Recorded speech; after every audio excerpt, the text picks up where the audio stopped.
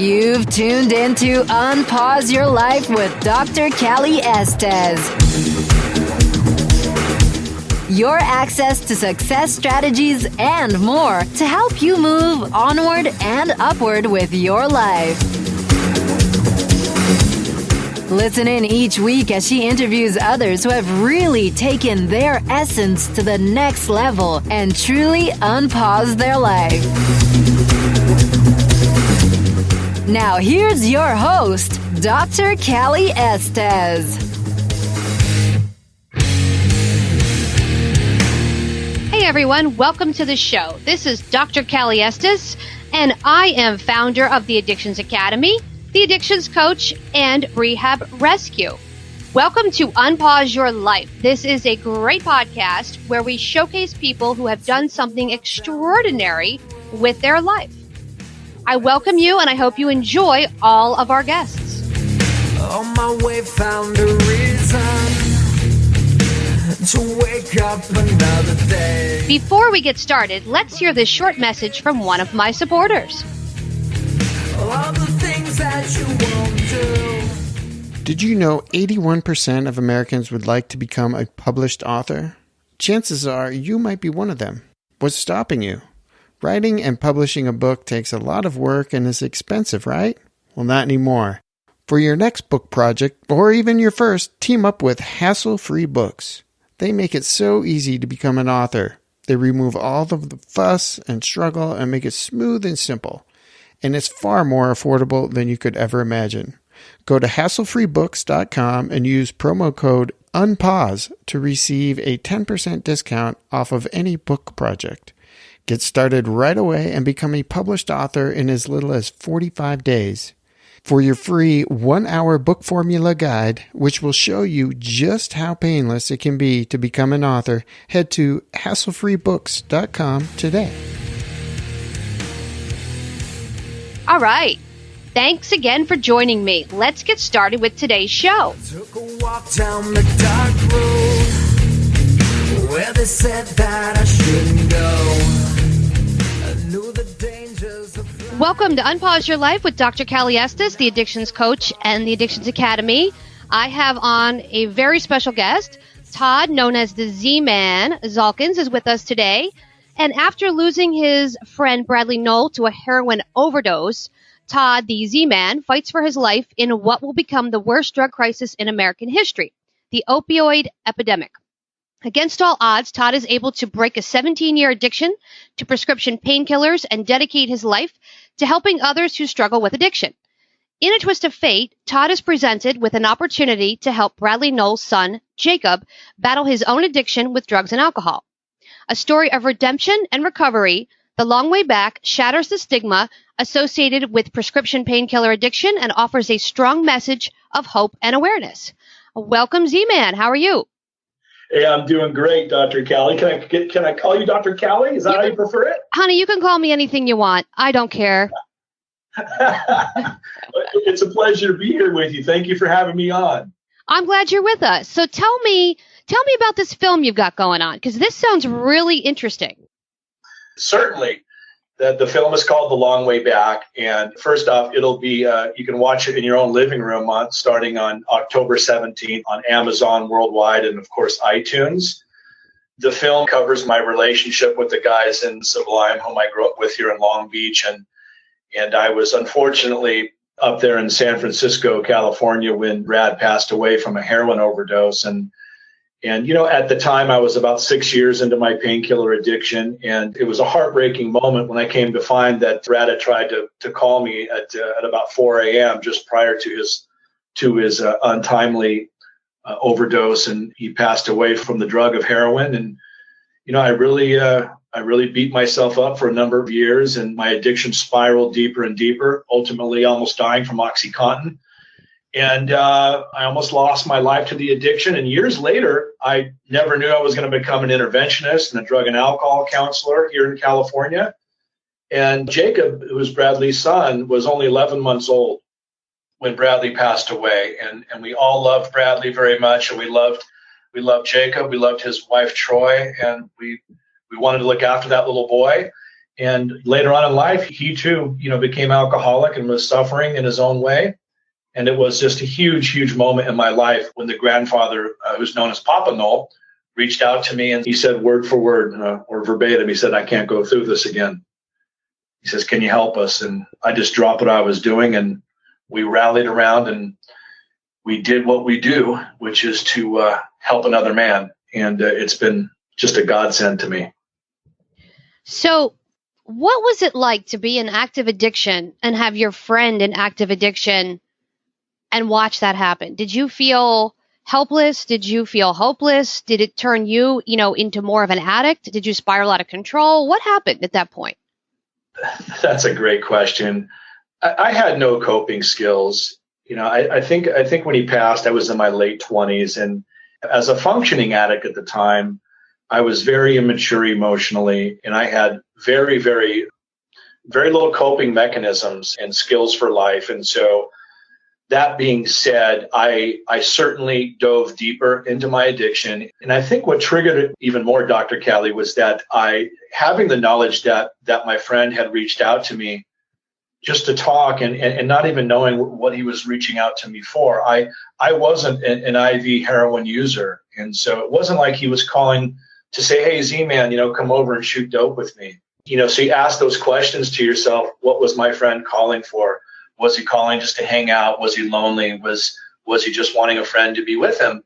And so inside of my own head, I think I just kind of slaughtered myself internally, thinking maybe I could have been there for my friend. And that being said, you ride the rails on that. And so I tortured myself, and drug addiction got a hold of me worse and worse. And I took more and more of the drug and chasing doctors and forging prescriptions. And I went much bigger and bigger.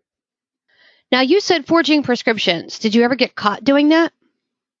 I did not. I owned an insurance brokerage of all things. I'm in a punk band and playing, 100 plus gigs a year. And I'm this fat, sweaty guy. And, I actually made a pretty good living for a number of years, kind of living this pseudo life where I was always driven to make enough bucks so I didn't have to, go the prison route, and having to rob people and do all these things that a drug addict has to do. So I had this multifaceted life. And truth be told, I'm scared to death of needles. If I wasn't scared of needles, I'd be tatted up like a lot of my friends are.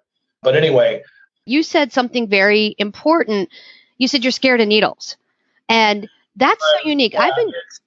It stems from a couple of things. I had some childhood trauma from the mid 70s from a doctor that used a really large needle on me, and it stuck with me. It was a traumatic situation. And then later on, when I had a surgery, I had a combination of a catheter situation and an IV where just a nurse just battered me trying to find a vein. And simply put, I'm scared of needles, and I'm not ashamed to admit it.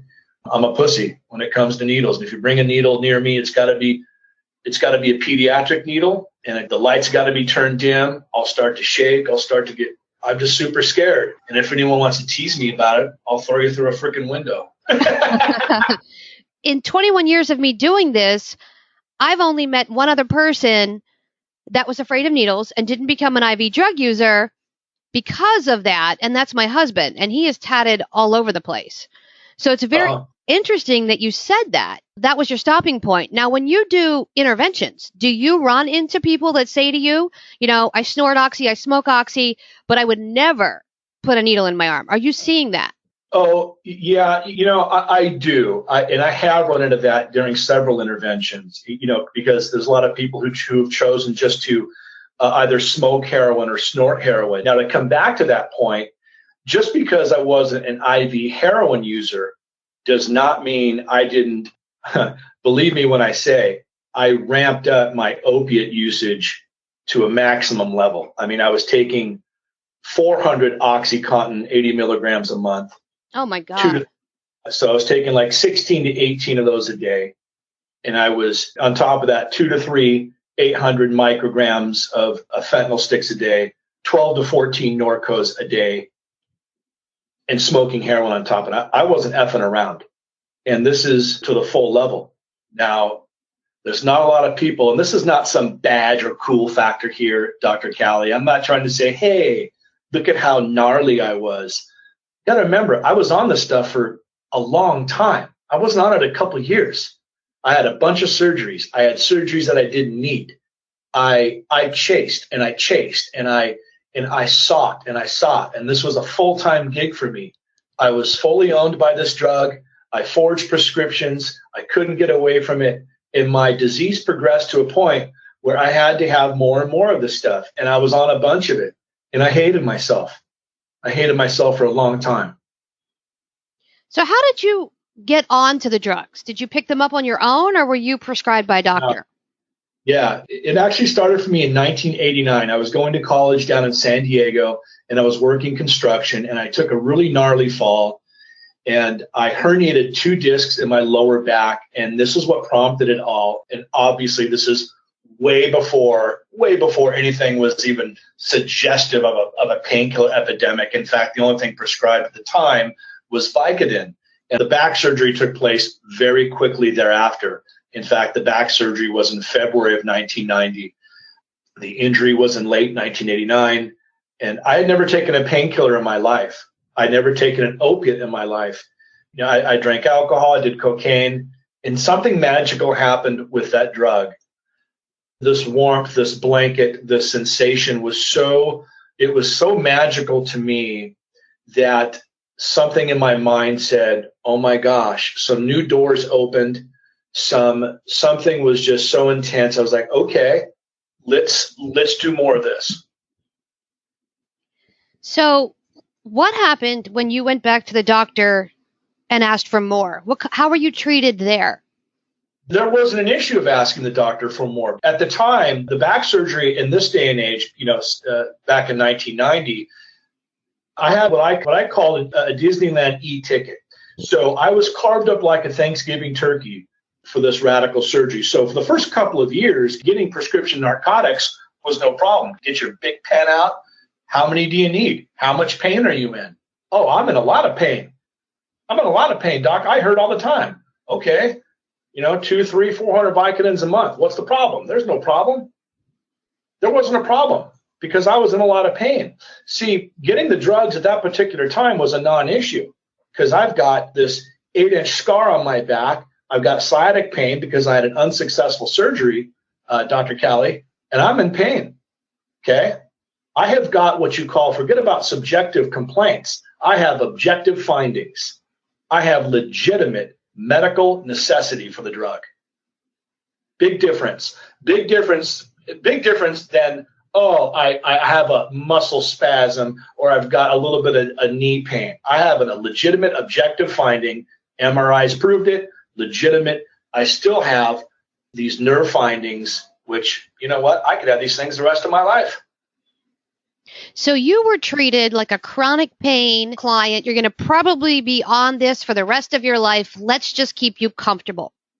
Yes, I can today. Fast forward all these years, I could go get a new MRI picture, Dr. Callie. And if I wanted to go to a pain specialist, I could get right back on either Opana, Oxycontin, fentanyl, whatever I need if necessary. I could get right back in black if I wanted to and take that freaking prescription and sell for $20,000 a month. So let's talk about that. Let's talk about your mindset. Tell me what shifted from that person that would go to the doctor and say, I'm in the most horrible pain possible. Give me the maximum amount of pain medication to where you are now. Tell me about your mindset.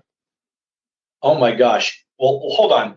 A lot had to happen, Dr. Callie, from 1990 to where I am now. I mean, I had to suffer tremendously with regards to the progression of the addiction to a point where the drug, let's cover that for a second.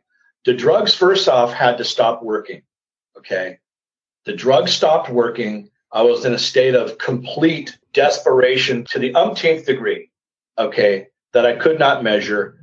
And I could not speak in complete sentences. I was starting to become delusional. And this is in late 2006 before I checked into a hospital in 2007. So when I came into recovery in 2007, dying of drug addiction and my internal organs are starting to fail, I wasn't even sure if I could even get clean and sober. But I managed to, obviously that's why we're talking, and I'm grateful for every bit of that. The mindset very, very slowly changed because I started to learn more about my condition. And I have a fatal illness.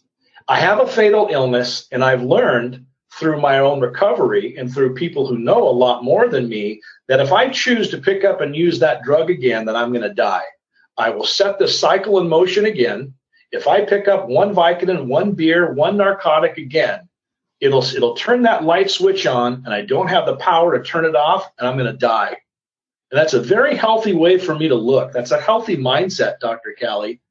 For a guy like me, I don't ever want to go back to being in that dark San Clemente home again where I've got piles of powder, piles of cocaine, jars of OxyContin, watching Dog the Bounty Hunter with frozen yogurt and granola, and I'm crying and slobbering, and my mom is worried about me. You made that sound very easy. Was that one attempt at getting sober, or did you have multiple attempts with failure? Okay, that's a twofold question. My getting sober, Dr. Callie, was the most tumultuous, the gnarliest, rockiest, most difficult, most painful thing that I've ever walked through in my life. I didn't sleep for my first 44 days in my recovery. 44 days, I did not sleep. I shook physically for almost 9 months. My physical detox lasted a little more than a year. My post-acute withdrawal symptoms lasted about 15 months. The clamminess of my skin, my constant sweating lasted about 15 months. Wow. Yeah. So and please, no offense. It may have sounded like, first off, nothing was easy for me getting sober. It was a very difficult road for me just to get physically well, which is why today I have a very healthy outlook as far as the dangers for my drug abuse or the dangers as far as to ever go back again, to walk into that fire pit. For me to visit that again, it's sheer hell. Okay. It was just very hard for me to get sober. It was very hard to feel good again, Dr. Callie. Very hard. So how many people did you have on your team besides you, or was it just you trying to, do this on your own? Did you have support? Okay. Yeah. First off, there was no intervention for me. At the time, I was dating a woman. I had pushed away really everyone that I loved in my life. And so, as you're probably well aware, as addicts or alcoholics, we tend to scare a lot of people. And so we become isolated. So in February of 2007, when I went into the hospital, I showed up that day just by myself with a bunch of bags packed. And my support system became, first off, a team of medical personnel that was like, what are we going to do with this guy? He's so sick. How are we going to medically treat him first off for his detox? But ultimately, from a spiritual standpoint, I fell into a group of men who knew recovery, who understood how to get clean and sober. And I just followed these men who are in South Orange County, primarily in Laguna Beach. I got a sponsor whom I love dearly today. And these men saved my life. And I'm so eternally grateful for the love, the unconditional love that these men gave me. And here's the thing, too, I want to share, is I hadn't laughed in a long time. And I was so scared walking into my first recovery meeting. And these people were laughing. They were full of life and joy. And I hadn't had that intangible thing in a very, very long time. And I wanted that. And so I latched onto these people. So at what point did you say, I want to get out of the work I'm in and be an interventionist? When did that come? Yeah, that's a good one. The business that I was in, I had hated for a number of years. I was really only involved in it because I was a decent sales guy and I made a pretty good living at it. As I was getting sober, as my head was clearing up, I absolutely detested the idea of putting on a nice suit, going into, my office, and that business had been destroyed. So first off, I was incapable of even employment in my first year of recovery. So that business was completely dismantled as a result of my addictions. And my physician encouraged me to start writing my story, which I did. At 18 months sober, I wrote my memoir, which is a book called Dying for Triplicate. And a master interventionist in South Orange County took me under his wing at about year 2. And this gentleman believed in me. And he said, you know what, you've got these 2 really important things that a good interventionist needs to be successful, and that's empathy and compassion. I learned a great deal from that man. And one thing led to another. Next thing you know, I am successfully orchestrating interventions on my own. And after that, my book gets out there, and then families are starting to contact me from all over the country. And then I was on my own. I had my own little business, and I've been now doing it for 8.5, 9 years on my own and enjoying every bit of it. Wow, that's fascinating. So when you put this book out there, were you scared about putting your story out there in public? Completely. Did you have anybody tell you this is not a good idea? You should rethink this. You're not going to get a job in the corporate world anymore. I love what you just said. I love that. I love what you just said. I'm an anarchist truly by nature. I could have cared less about the corporate world ever again. And I was always a risk taker. So I had it in my heart and in the silly head of mine that no matter what was going to happen, Dr. Callie, that I was going to sink or swim on my own, whether I had a hot dog stand, whether I became an interventionist or an author, it didn't really matter. It wasn't so much about finances. It was about being happy. It was about just being happy in my heart. So I was never going to return to corporate America ever again. And then what happened to your punk band? We still play. It took you play about sober. I freaking love it. Wow. I've never had so much fun in all my life. And it took about a little over a year, because I front the band and, I never thought that I could have so much fun. And the truth is I have more fun doing it sober than I ever did when I was loaded. And it's a real joy. It's an absolute joy to play with these guys. Our drummer is coming on 15 years sober, and he played with a pretty well-known punk band back in the day called JFA, and he's a wonderful man. And he and I get to hang out and joke about the old days. And I got a good support system around me. So you basically said, I don't care about the stigma. I don't care what people are going to think about me. This is my recovery. I'm going to own it. F you world. And I'm going to see what happens. Let's come back to that. You can say yes and no. Here's one of the things that was very difficult for me to overcome. A lot of people become very bold and very, very tough behind a keyboard. And a lot of people have their own ideas, and a lot of people can become very vicious. And this is what's funny, Dr. Callie. I don't understand people who take the time to write lengthy reviews about people. And one of the things that I struggled against most was I got caught up in the cycle of reading my own book reviews. Oh, and what's boy. funny, oh my Lord. And what's funny is, and this is the truth, I actually had to get the FBI involved. There was a competing book out there.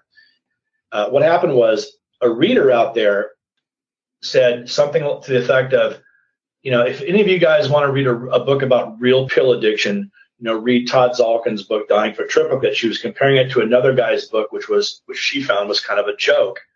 And this guy took it so personally, the author of this book. He was so pissed off, he started proclaiming that I'm writing fake reviews on Amazon, which, by the way, you can't do. You can't write fake reviews. You have to have an account, okay? Next thing you know, he's threatening my mother, gets a hold of my mother, threatening to kill my mother. It got radical. And I said, well, all bets are off. There's a few things you can and can't do in this world. You threaten my mom, and you can't do that with me. Wow. Few things you aren't going to do. You threaten my mom, and your days are numbered in my little world, my friend. And so I made that clear. I had to call the feds. I had it recorded, his death threats. And so here's my point, is I had to back away from the public. Some people are going to be very, very mean, but for the most part, Dr. Callie, the book has helped thousands of addicts. And in fact, I recently got off of Facebook personally because, 90+% of people are really positive. I can't control what people are going to say. And so when I stay away from that, of fixating on the negative, I'm in a healthier place. So, you know what? What can I do about people who are going to talk, about me? I have to focus on helping people, okay? And stay away from the negative, toxic people. Because face to face, they're never going to say that crap to me ever. Ever. I've learned two things about toxic people because I've been in the hot seat for going on 5 years now. Either they don't have the desire and the drive you do to put themselves out there and stay the course, and they're jealous of you, or they want to be you specifically. And they want what you have. And the easiest way, because they're a competitor, is to knock you down so they look better. So I've always said, if you're talking to somebody about me, rest assured they're talking to somebody else about you. That is awesome what you just said. Thank you for saying that, Dr. Callie. And let me share this with you. Have you ever heard this one before? I just learned of this because I was sharing with a man in recovery about my insecurities, because I have a ton of fears and about, judgments and people who are trying to bring me down and stuff about what I'm trying to do. Let me ask you this. Have you ever heard of this one? Hurting people hurt other people. I've heard of that. And I think that makes a lot of sense. So meaning people who are just not, well-centered, well-balanced, or even healthy on the inside. So if you're hurting, people who are hurt and just screwed on the inside, they're going to go out and just bash people anyway. And that made sense to me. Well, I've always said your opinion of me is none of my business, because it's not. Right. And if I feed into your opinion and your judgment, I won't be the best me I can be, because then it clouds me. And I think of the negative things. So I always say, if you have a negative opinion of me, that's fine. You have every right to have it. I don't want to know about it. I don't want to know what's happening. Unless it affects my bottom line or it affects me, on social media, I really don't care what you have to say. So I've come out the gate swinging with that, because I've learned a lot of things about addicts. They say they're in recovery, right? And they're not really in recovery. They're just sober or clean. They haven't changed their behavior. And I always say there's a difference. You can be clean and sober, but if you're doing and saying the same things you did in active addiction, minus the drugs and alcohol, you're not recovered. You're just not using. It's a great point. It's a great point. In fact, that is, at the end of the day, to me, recovery is about two things. It's about change and growth. And you just hit the nail on the head with that. We have to change who we are as people, because just, for me personally, just not drinking, using isn't enough. I have to continually try my best to work on something. And I want to improve. You couldn't have said it better. Well, it's tough too, especially when you're working with these younger kids, and I'm sure you're seeing this as well. They don't grasp recovery. They grasp, okay, I'm not doing drugs. Now I'm going to go out and make $1 million. And I'm going to do all this stuff without doing the uncomfortable growth work that we had to do to get to this point. And I want to ask you how you're dealing with that, with these younger kids that want to go from, okay, I just got out of detox and treatment yesterday. Now I'm going to own my own treatment center and save the world. But there's no growth. There's no struggle. There's no uncomfortability. Yeah. Oh my gosh. Where do I begin? Okay. One of the hardest things, one of the biggest challenges when working with anyone, and especially with the younger people, is sharing this with them, Dr. Callie, and that is, you don't know who you are yet. And the look on their faces is, what do you mean, man? I know who I am, dude. I've got 38 days, Oh, and it's, dude, you don't know who you are. Well, what do you mean? You've used since you were 12. You're 24 years old. Your brain has had no chance to develop emotionally. Trust me. You're just starting to get physically sober. Let's just take a break here. Let's do some work. Let's get first off physically sober. Emotional sobriety takes a bit of time. Now, when you can get someone to buy into that every now and then, and I'm sure this has been your experience too, every now and again, we get this person who totally buys into this and just says, okay, I buy in, I'll follow that. And they turn into this absolute just winner. They win because they follow that path. But for the people who struggle and don't surrender to that concept, they're going to have all of these kinks and bumps in the road with their spiritual, emotional growth, and maybe even just physical sobriety, because what do?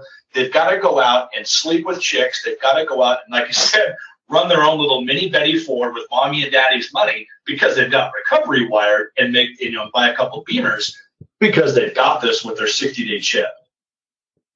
You hit the nail on the head. You said they've gotten the physical recovery, but not the emotional sobriety. And they haven't surrendered. That makes so much sense because the ego is telling them, you've done detox, you've done treatment, you've done the bare minimum of what we require. Check mark. Okay, you've won. Now you're going to go out and you're going to save the world. So they're in that pink cloud concept.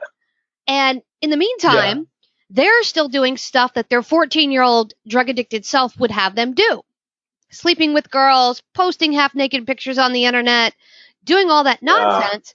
And they've not grasped the concept of emotional recovery. Because we don't cover that in treatment. That's not a concept. That's not something treatment centers say. We're going to talk about emotional, spiritual connections. It's not there anymore. Yeah. In fact, I want to bounce this off you and share a recent experience I've had with a wonderful treatment center down in Orange County that I work with. And I think all treatment centers should do this. Every treatment center should completely detach all cell phone usage while you're in treatment. Do you want to know why? What's the importance anyways? You know what? Maybe a phone call to your family if you're married, or if you have a girlfriend, you get a call or two a week. Why should you be on Facebook? Why should you be taking photos of your genitals? That's going on because it is hindering your growth. Texting and doing all of these things while you're in group and all this BS, I'm telling you, in this one treatment center that I work with, they absolutely will not allow it. And what happens is the individuals actually go through a social media detox, an electronics detox, and you'll be amazed. 3 weeks, I kid you not, these people are actually becoming adults. And here's what they're doing. Get a load of this. They're actually having conversations with their necks and their faces turned up. You know what I mean? Because kids these days, their heads are turned down while they're talking because they're looking at their phone the whole time. I completely understand that. I have a 24-year-old stepson that I'm ready to wring his neck. We'll be sitting here having dinner and he's on that phone and I embarrassed him. I'm that person. We were at the restaurant and he's on the phone texting. I said, I'm going to tell you one more time and I'm going to snatch that phone. And he kept doing it. I snatched it and I threw it in the fish tank. And he goes, oh, that was my phone. And I looked at him and I said, now you have nothing to do but talk to me. And he just stared at me. He's like, I hate you. And I'm like, I'm okay with that. My clients say that to me too. I'm totally okay with that. Yeah, I do a lot of interventions in Orange County. And in fact, I've got one today, this evening. It's a pre-intervention. And I tell the entire family unit that I'm meeting, everyone, every single cell phone, either in your purse or put it on the counter before we even start talking. Todd, when I'm doing it, I make them put the phones in the middle of the room upside down and stack them up. And every now and then you get this, but there is no but. And the truth is, we are on a life-saving mission here. Nothing's more important than what we're doing. And for the most part, 95% of people understand. Every now and then you get this young person be like, well, God, no, Brian, Linda, put that thing away, or just you're gonna have to bail if you can't get off of Facebook. Oh my goodness! Have you had the client yet where they want to put the pictures of you doing the intervention on Facebook? Never. I've had that. Oh, you've got to be kidding. I had a 21-year-old girl. I was so irritated with her. She's taking selfies in the intervention, and I kept saying, could you put the phone down? And she goes, I know why you're here. And I said, okay. And she goes, you want me to go to treatment? And I said, yeah. She goes, well, I'm going to document the whole thing so everyone can follow me to treatment. And I just looked at her and I said, is that going to get you in treatment today, posting it on Facebook? And she goes, absolutely. I said, post away. Let's go. Take some pictures and let's get in the car. I was shocked. She just wanted to document this part of her life. And I said, joked around with her and I said, well, if you're going to document it, run with it. Get sober and do something with these photos. Do something with it. Don't just post it like it's cute, like you went to Starbucks and got a mocha froca cappuccino type deal. Wow. I have that's one for the books. The best one that I can tell you really quick, Dr. Callie, is I had this thing down in Newport Beach where it was an ex-wrestler, this young kid. He was in pretty good shape, and I'll never accept violence ever. I always tell a family, if your kid thinks he's going to be tough. He's going to hit me. I'm going to punch him. I'm going to punch him if he's going to hit me. And so this kid is not going to go to treatment. We've gone through the whole deal, and we've even gone through the consequences. He's not going to do it. His dad has had enough, and his dad is just begging him, and is begging and begging, and the kid's still not going to go. And his dad challenges his son to a wrestling match, and his son is like a state champion wrestler. This kid's pretty tough, and his dad's never wrestled in his life, right? And he challenges, and his son says, "Dad, I'm going to kill you." His dad just completely explodes and destroys his son with all of the adrenaline and all of his might, and literally puts his kid into submission. Wow. And the kid crying. This is something that the whole family was like, this is not happening. The kid went to treatment. He's got 2 years sober. Oh, wow. Stuff is flying. I mean, this is this beautiful home, and no one thought that like this wasn't going to happen. But it's one of those things where Dad turned into the Hulk and just did it, and it was amazing. Wow, a true A&E moment. Well, it's been a pleasure having you on, and I wanted to thank you first for taking the time out of your day to come on.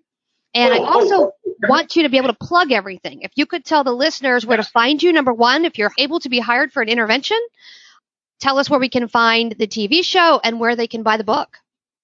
Absolutely. Thank you. And thank you so much, Dr. Callie, for having me on it. And just a couple of quick things.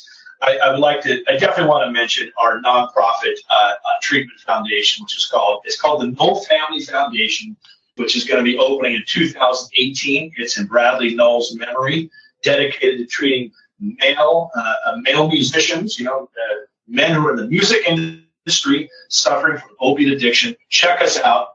Check us out at the KnollFamilyFoundation.org, and feel free to donate by going there if you can. Our film is called The Long Way Back Film and .com. Check us out there to see the trailer. It opens October 17th worldwide on Amazon and iTunes. And if any of you guys need help for an intervention, we travel all over the United States and even beyond that. We've done them in Canada and beyond that, and beyond Canada as well. If you guys need help, any of your families or loved ones, go to ToddZalkins.com or give us a call at toll-free 888-604-7370, and follow me on Instagram at Todd Zalkins. Dr. Callie, thank you so much for having me. I really enjoyed this, and I'm looking forward to having you next week at my place. Sounds good. I'm looking forward to it. I'll be there with bells on. Can't wait. Have a great day. You too. And thank you for listening to Unpause Your Life with Dr. Callie, the Addictions Coach, the Addictions Academy. We have Todd the Z-Man Zalkins on, and we'll put all those links up for you so you can access him very, very easily. Have a great day, guys.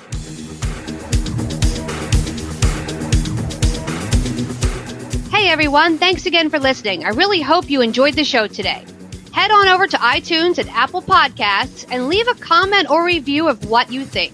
Or contact us at 1-800-706-0318. If you want to be on our show, feel free to email or call. And if you have a topic, feel free to email or call as well. Thanks for listening to Unpause Your Life. For show notes and more, head on over to unpauseyourlife.com.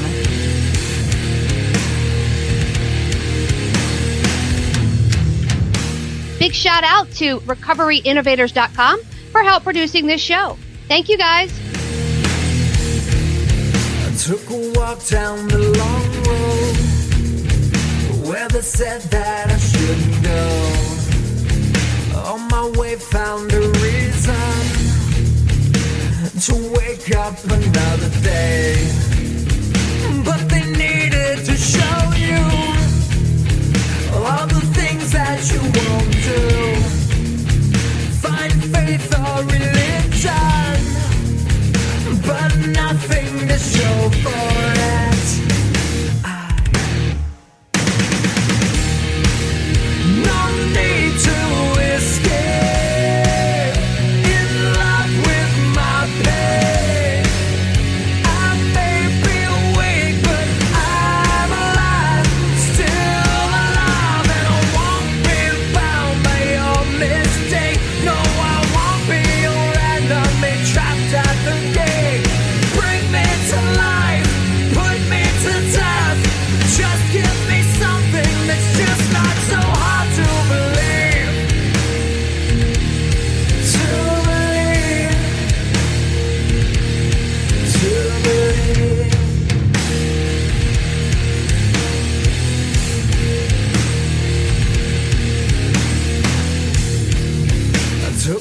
walk down the dark road where they said that I shouldn't go. I knew the dangers of flying. Now I'm so far from solid ground. But they needed to show you all the things that you won't do. Find faith or religion, but nothing to show for it.